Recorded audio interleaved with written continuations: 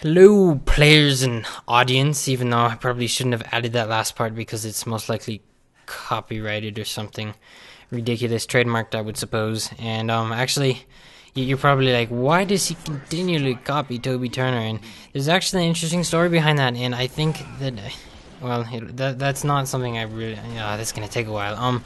Well, I'll explain it quickly. Basically, I'd never heard of Tony Turner, like completely honestly, that is, never heard of Toby Turner until one of my friends was like, you kind of remind me of this guy on YouTube I've been watching. I'm like, that's nice, because I think we were like playing Xbox at the time, so I wasn't totally paying attention.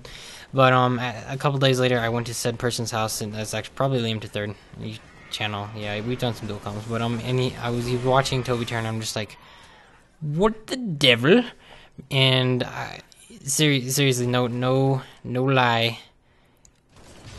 I'm thinking that was a weird pause there. I'm thinking that maybe Mr. Turner is exactly in real life like I am in my commentaries generally, because I am way more serious in most of my commentaries than I am in real life. Like much more serious. I'm sitting here talking about in a serious tone of voice, just trying to sound professional, and in real life I'm kind of like, ooh, my face said something about that, and generally being weird, because it's a lot more entertaining than simply being serious every day. So yeah, that's pretty much how I roll, and I think that Toby is probably just copying my style. No, just kidding. But in all honesty, my personality is identical to how Toby's is or behaves in his videos. I should have had a cloud over there. I'm trying to phrase this without being rude, because I have no. I mean, maybe Toby Turner is exactly like he is in real life or on YouTube, vice versa. I don't know.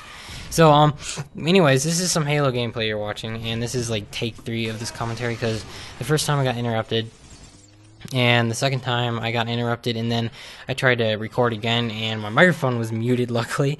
And the third time, I switched to a sound booth to see if I was still recording, and good old Premiere Pro stopped playing, and I am too lazy to try and fiddle that together with computer magic, so I didn't want to edit it, basically, and thusly didn't go through the rigmarole, just did another commentary, or started another one. I was only like 2 minutes in.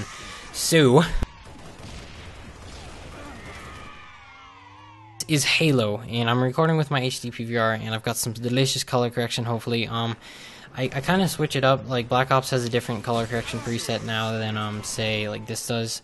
It is, yes, preset, because I go into synthetic aperture and create a preset, because that is what I do. Wow, that guy sadly ruined my frenzy, apparently, with his silly beatdown, the double beatdown syndrome that luckily doesn't play Reach as much. We'll get to that in a minute. But yeah, so I got some cool color correction going on. I try to make everything pop, which I love. I mean, colors are amazing. I'm just looking outside in the summertime, and it's like everything looks so delicious compared to the winter. The winter is like gray. It's like playing Black Ops eternally. Black Ops Zombies on Ascension without ever turning the power on. That's what winter reminds me of, or vice versa. And the summertime, I just look outside, and everything's kind of like, you can just feel the textures of all the leaves. As ridiculous as it sounds, it's just like the lighting on everything is fantastic. I love it. So yeah, it's also the first day of summer, and you're probably like, why is he talking about summer? And that's why, because it's the first day of summer, and I just happened to be looking outside and looking at what a great day it was. I actually went down to the box store on my longboard today. Great day for cruising. Cruising with a box is not as easy as it would sound. Actually, it doesn't sound easy. I'm sure it's probably exactly as ridiculous as you would picture it. Boxes make longboarding hard, at least when you're going down hills quickly. They're good air brakes, kind of, maybe, I don't know. I tried it on this one little hill, but, I wasn't gonna go do anything crazy while I was transporting a box back that cost me $6.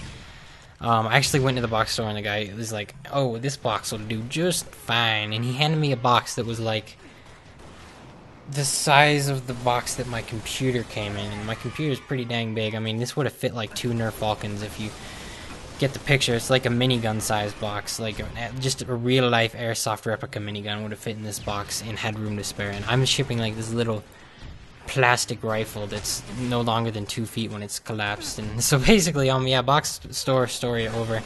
I had to return the first box that was ridiculous because I just kind of stood outside looking at it and I'm like, this is way too big. And I got another box. It was still crazy expensive, but you know, boxes apparently are at a premium. I don't know why. Let's get to the Halo before time runs out. Ooh.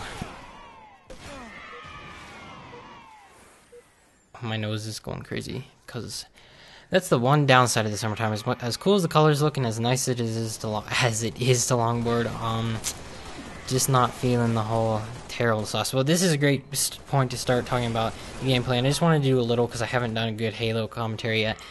Perfect example right there of why Halo is quite possibly one of the greatest franchises of all time. And the multiplayer is, you know, it can vary, especially if you got different developers. You don't, and they didn't screw it up like Infinity Ward did.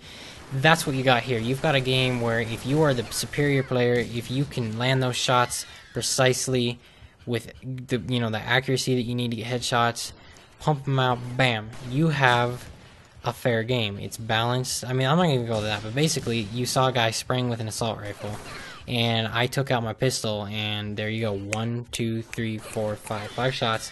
Bam. Timed them perfectly. It's satisfying. That's what I love about this game. Another thing I should mention here is it's going really fast, and the reason it's going really fast is because everyone quit out at the end, except for 2 people, and so quite a bit of what you'll see after like this point here is nothing but the 2 people who are brave enough to remain in the game. And but yeah, you can't join games in progress in Halo, something that I personally love, but it does result in situations like this where you got your 3 guys that quit out because they're morons, and you're pretty much screwed. You got a game that's going to drag on for a while. So, anyways, this is why I love Halo, because it's pure gameplay. There's no, I mean, kill streaks are fun, but there's no silly ones getting in the way of everything. Pretty much gun on gun, pure skill, nothing more than that, and it is very rewarding. When you, like, when I had the close call there, and I, like, right here, there is nothing more rewarding than timing your shots perfectly and hitting the kill. And in Halo 3, you don't have to do that. There's still the recoil, but it's not visible, and it's not as a big of gameplay mechanic. That was a really convoluted sentence. But you know, a 4-shot kill with the BR is still satisfying, even for the tens of thousands of times that I presumably have done it. So this is the end of the game here. Hopefully you guys enjoyed this. I know it's Halo, but you know what? It's theater mode. I love Halo. Hopefully you guys, if you like Call of Duty, you know, leave me a comment telling me what you think, and you should go try it. There was a Halo demo on the marketplace recently.